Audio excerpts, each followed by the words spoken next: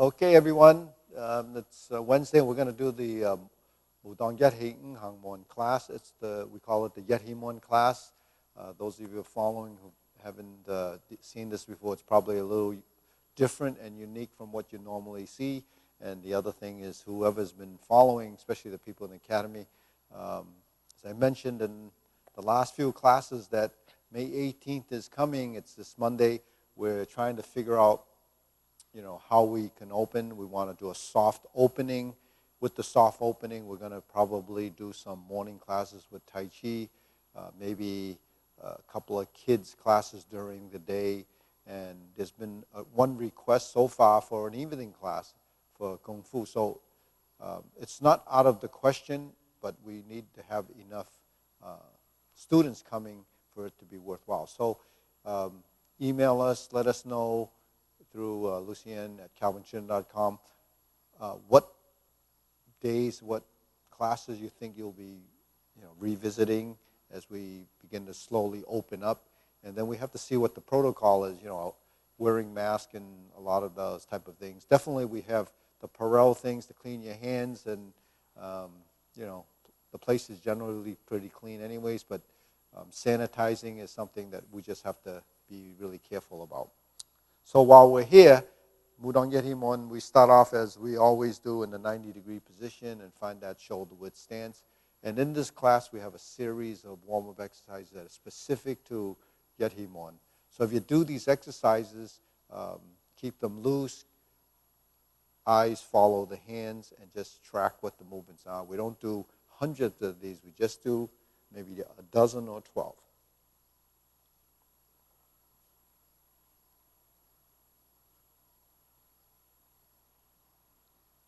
Okay, Sana, second exercise.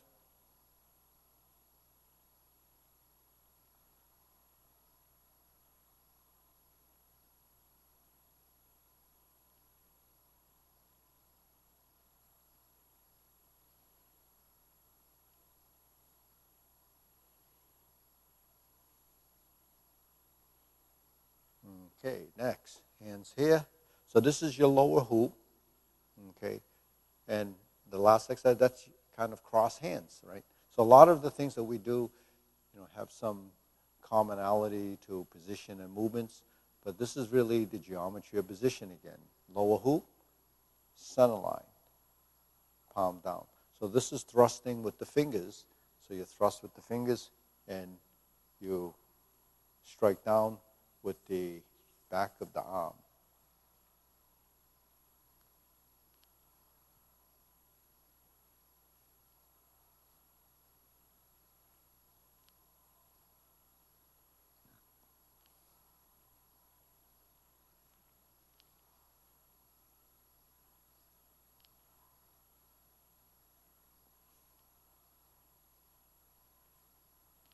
And center.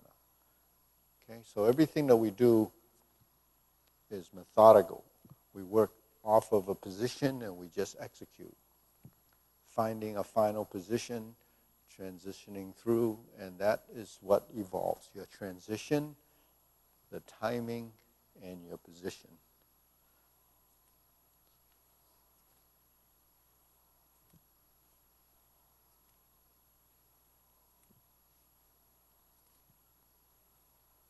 Okay, shake it out, deep breathing.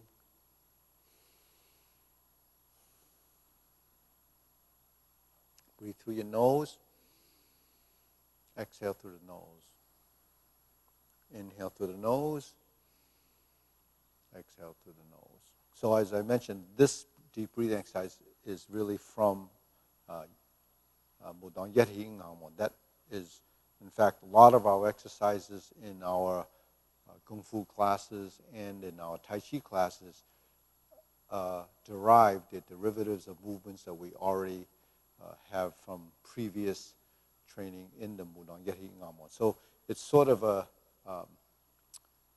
adapting of the same principles that the Yethimon style uses, in the sense that we do a lot of very simple drills. That's really the premise of everything that we do. So the format of that really is derived from the styles that I teach, but also from how I was taught. So there is a method to the madness. It's sort of like dollar cost averaging. You put a little time in and work a little bit each day. Then in the long run, you actually build, a net wealth in the movement. So if we do these simple movements, it's really kind of how we build our body form. And body form is something that we don't recognize right away, because when we watch from here, all we see is what's here. We don't see what's inside here because the body is not really familiar. And your eyes can only see what it can pick up as an image or as a idea of a subtle motion. So that's up to that point. It's 4 movements, and then we're here. So this is like flapping your wings.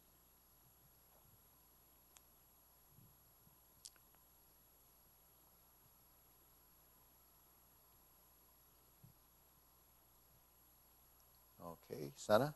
Then we step forward. This is the leaning position, and here's working all the way up to your shoulder. So, we have ligaments and we have tendons. Then we have the rest of it, which is your musculature and your skeleton. And all of this is sort of the external body.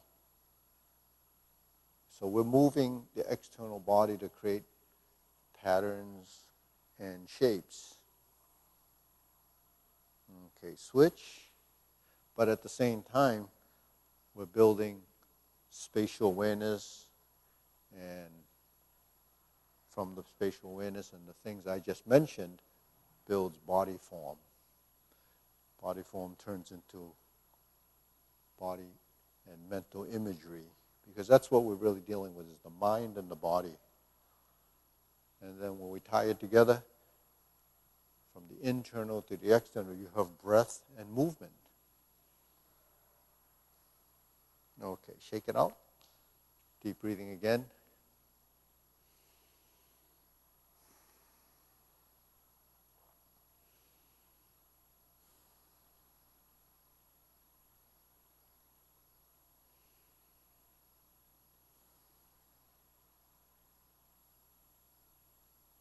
Okay, now let's get our hands on our waist like this. So this is your empty stance, and we lift the knee, and we use the outside edge and then the heel as up and down movement. So this is yin and yang leg. It's really a thrust or a heel kick and the edge of the foot. So the edge of the foot is the outside edge and the inside. So we're just going up and down as a training, not just for balance, but also as a direction of force, for stomping or sort of reaping down by slicing. And so that's really a technique used for kicking someone in the shin or the stomping of a foot to someone's instep. So that's just sort of an application of a movement. So what you're doing is when you block and you strike, or you block and you kick, that's really a motion. So if you kick here and then turn, that would be a maneuver. So that's why that movement happens. It also, if you take it out of that context, it's working your hips, it's working balance, it's working integration of body. So, there's a lot of different benefits from doing movements that require coordination, muscle memory, and that mind-body connection. Because ultimately, you're still dealing with motor skill. Motor skill is something that you teach your body and you train your musculature to manage and move your skeleton structure, your skeletal structure.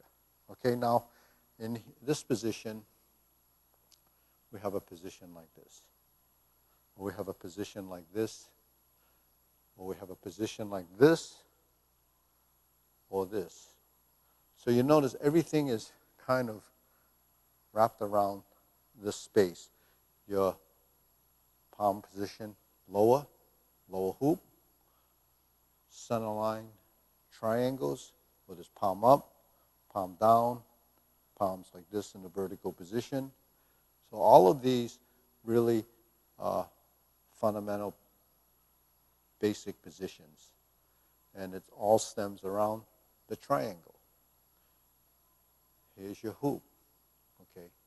So a lot of these things, and then we have the corners, the 45-degree corners. So all of this is our space. So in Yehimon, we deal specifically with that space, and then the movements are fairly compact compared to what you would see in some of the bigger styles where they have more expansive movements, like in the Yang style or in any of the Hungan movements that are very big. But with that said, we're dealing with this. We have this position, and we have our center line. So when we have a center line, we thrust toward the center line, and it creates that line. And then we have this line.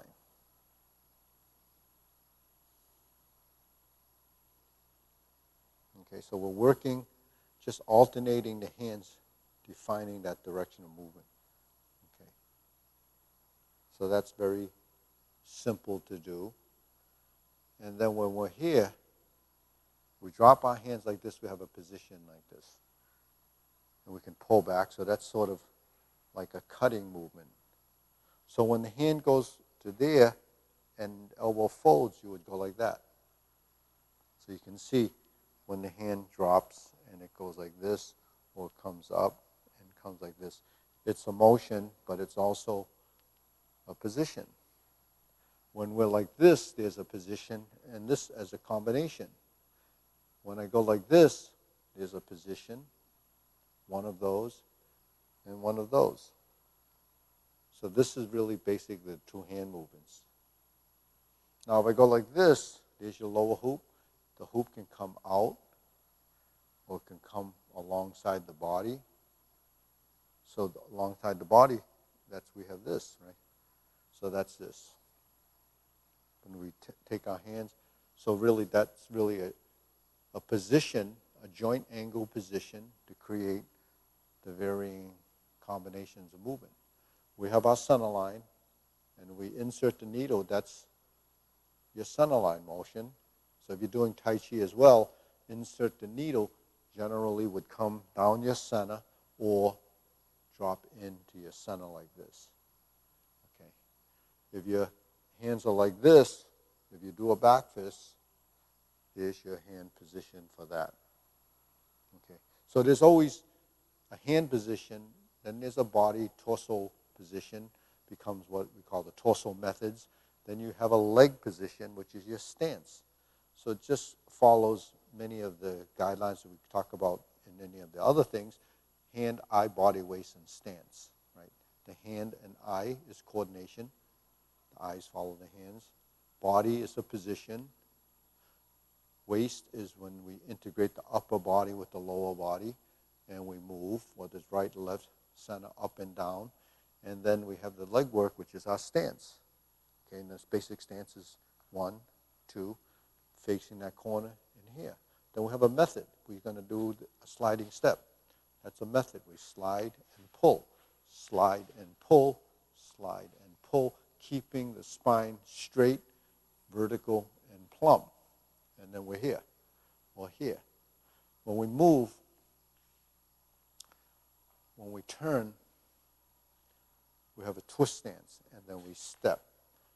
1, 2, step. 1, 2, 1, 2, 1, 2, 1, 2, 1, 2. And we're here. Turn. Turn, shift, adjust, thrust. Thrust. So this thrust becomes this. So you see your body moves around points. You have a position and it just changes and you adapt based on that. So I call that the manipulation of skeletal structure. So what's the difference and advantage of manipulating a skeletal? It's not as totally physical, but yet it is physical in the sense that it's more passive action, sort of realigning your skeletal structure to create a position of advantage or position of strength. So what's a position of strength and what's a position of disadvantage? Really, on a functional level, has to do with being weak or strong based on the ability to use your physical body mechanics to capitalize on a situation with say a specific technique. But how is that an advantage when you move or carry things? Because your body is designed to have certain natural structures. When you're carrying something or moving something away from the body, how it affects your musculature and how your body responds and what stresses it puts on your body really has to do with body form and position. So as you evolve and you begin to understand how strengths and weaknesses affect your body positioning and posture, then you begin to adapt and realize through body form and sensitivity, feeling. If you're lifting something and it's too heavy, you know not to leave it out there and get rigid and try to do that because you end up hurting yourself. So you would know to either do that or take a step forward and get underneath the load and you lift based on, so that's body mechanics. It's something, it's sort of, how ergonomics and body form and efficiency work, because the efficient body will use less energy. The efficient body, if we take it to another level, will be less chance of injury. So that's why when we do any of these movements, we want to be as relaxed and as soft as possible. Don't focus on the idea of power and intent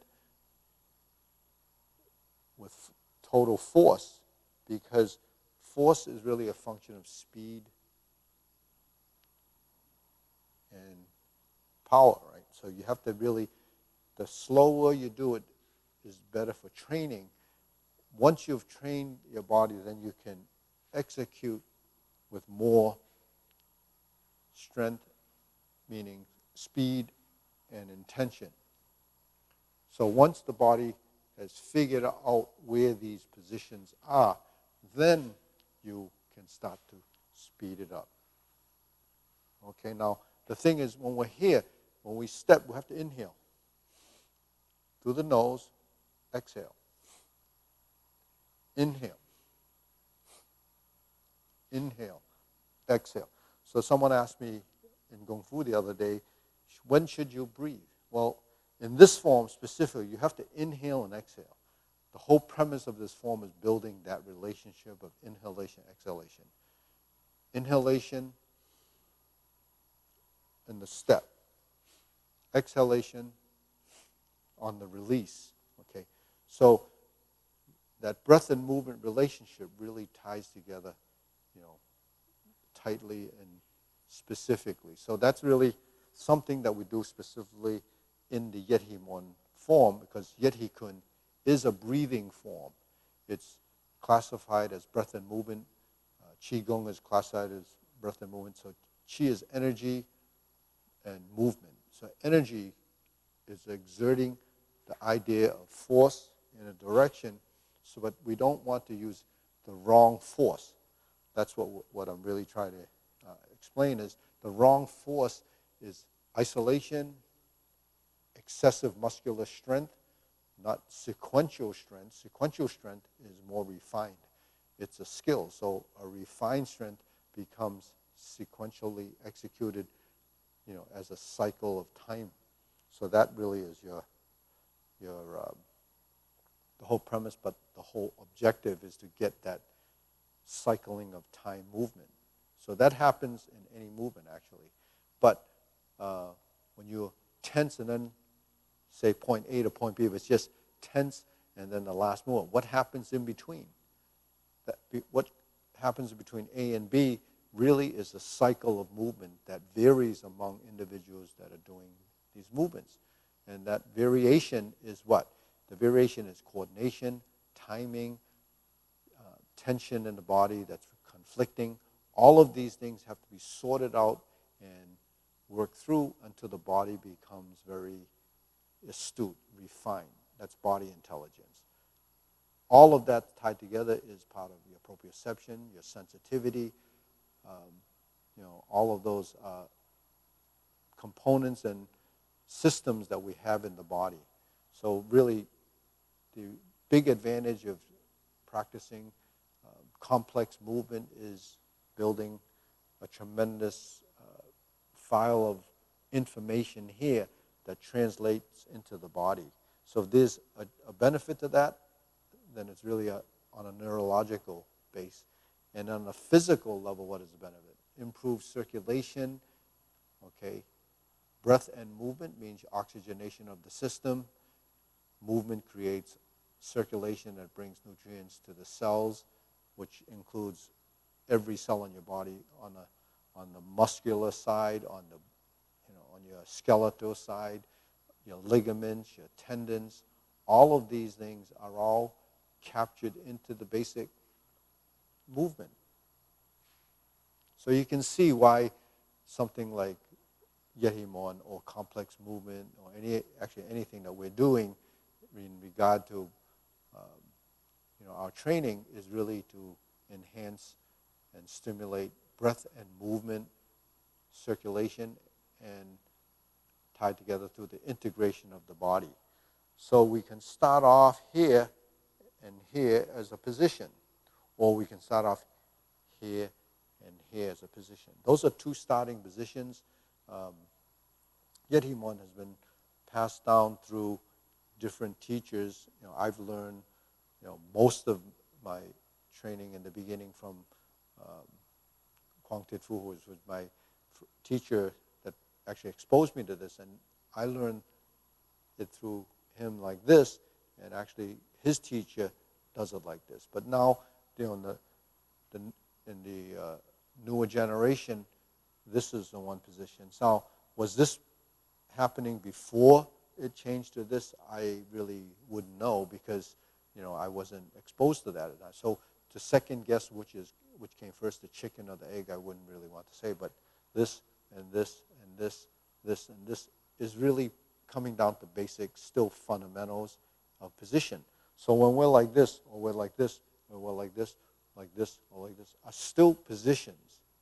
Your body will recognize this, like it recognizes this, and it recognizes this. So all of it is actually valuable because it's just a variant or variation of what our body needs to know, because the joint angle position beyond this really is still within the realm of the body alignment. So once we go to here and here, then it would change into this vertical hand pressing down. It's not out here. It's pretty close to the vertical line. This one is on your center, and when we draw back, it's directional. This goes down, and then it comes back as this goes out. You take your step, and then thrust. You take your step, and then this goes out and in, and then this goes back to here. This goes with the step.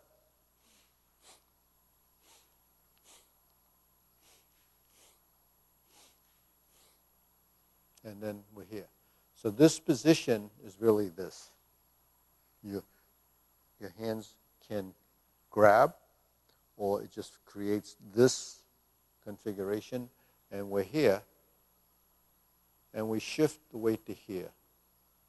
Then we're going to turn. Okay, if we just thrust, now we're going to turn. Once we turn, this hand comes down and out. Then we step, and then we do one cycle before we take the next step.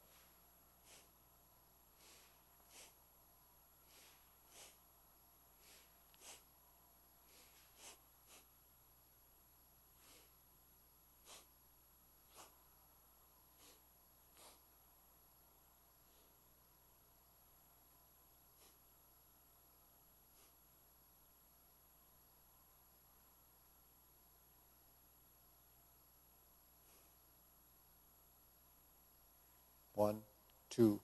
This is closing movement. One, two. So this is a position. This is a position. So where did this position come from? It comes from this.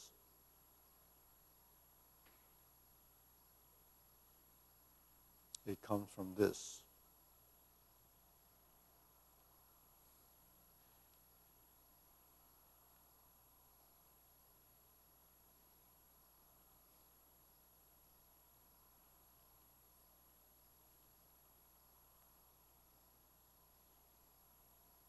So your body builds this entwining or twisting. So one of the characteristics or movements that we talk about in Yehimon is spiraling, twisting. Because Yehimon is derived from the snake style Xingyi. So a snake is twisting and slithering. So a lot of our wrist movement comes from this. So if actually, when we first opened the school, I actually teach Wu style Tai Chi, and we got a lot of exposure to that. But we're a little bit different from the traditional form of Wu style Tai Chi from Hong Kong because we have a lot more twisting in it. So one of the comments was we're heavily influenced by Wudong. That never left my mind, and actually Lucien still laughs at that. But the thing is this, it's true, we are influenced by Yehimon. It's influenced by everything else that we do because, you are what you eat, you are what you're taught. So this is what I learned, and this is what I've formulated in the body as an understanding of why we do certain things a certain way. Is it, it's all good depending on what your goals are. So by doing this over and over again, you would begin to realize it falls into a category of movement, and how you execute really depends on what your body has evolved into. So you really will, over time, morph into another structural being because everything that happens here that you're born with really has changed into what you've actually fed it throughout the years. So, what you feed it, whether it's nutrients or whether you're feeding it information, it just takes it in and it digests it and it translates into the body. And over time, you'll have a pretty good idea of what we're doing. So we're here. 1, 2, 3. Here's the other version.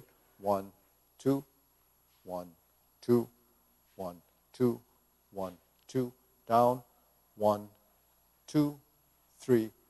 1, 2, 1, 2, 1, 2. Down. Out.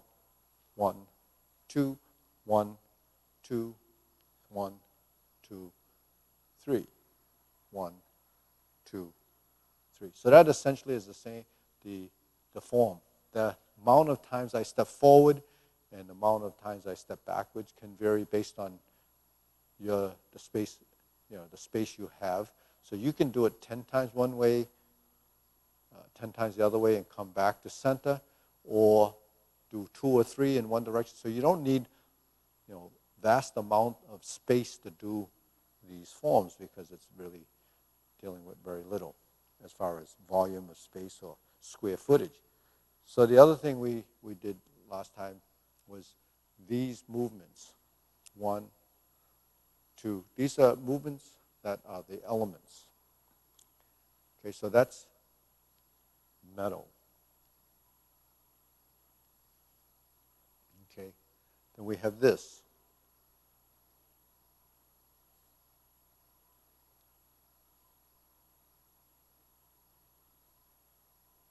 Okay, and then we have this movement, just working off the action first. We move through the center, and it's kind of a elongated arm, and it's a lift. So it's kind of moving between here and here, keeping a little bit of rigidity here as a lift.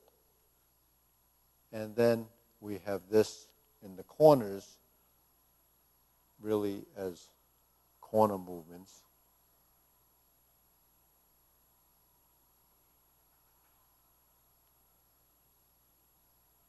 So you're making a circle, and this is your left side, or my left, your right, as a mirror image. If I'm working in this way, You would see it here, and you would see it. So it goes to the corners.